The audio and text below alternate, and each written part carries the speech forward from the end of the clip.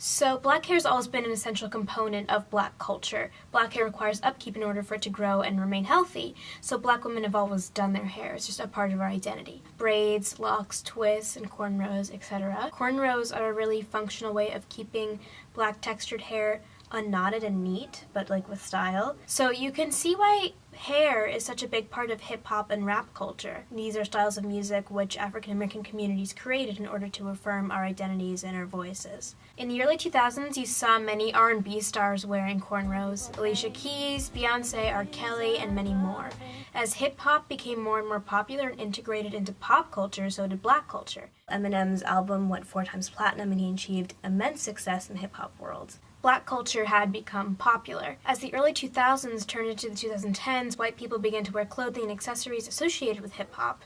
More and more celebrities could be seen wearing cornrows and braids, and even grills.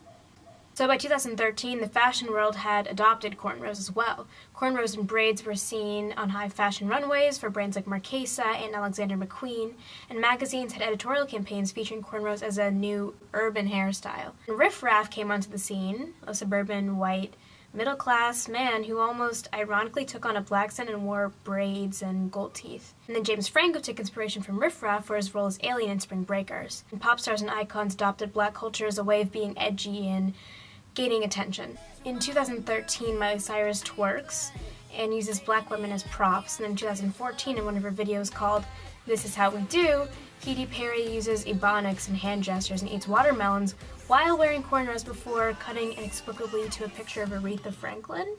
I see you. So, as you can see, cultural appropriation was rampant. Not only were white people becoming rappers, but they were excelling in the world of hip-hop. Macklemore and Ryan Lewis's song Thrift Shop garnered a #1 spot on Billboard's year-end chart for 2013, and then Iggy Azalea's song Fancy reached #1 the following year. And in May of 2014, Forbes released an article titled Hip-Hop's Unlikely New Star, a White, Blonde Australian Woman.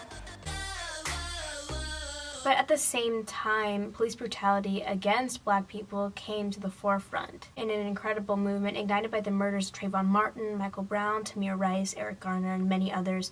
People began to protest institutionalized racism by marching and by using social media.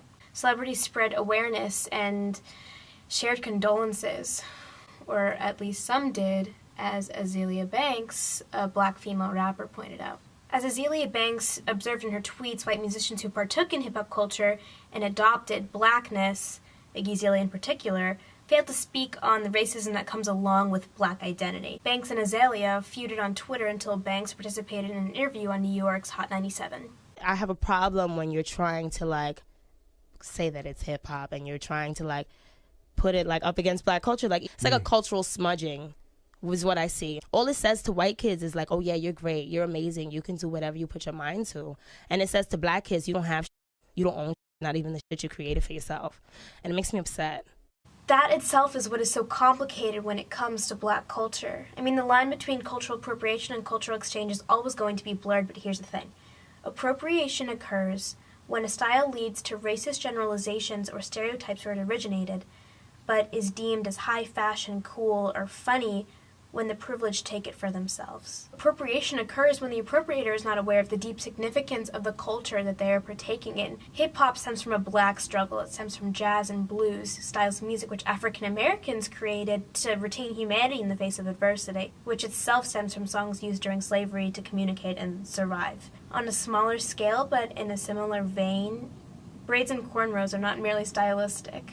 They're necessary in order to keep black hair neat. So I've been seeing this question a lot on social media, and I think it's really relevant. What would America be like if we loved black people as much as we love black culture?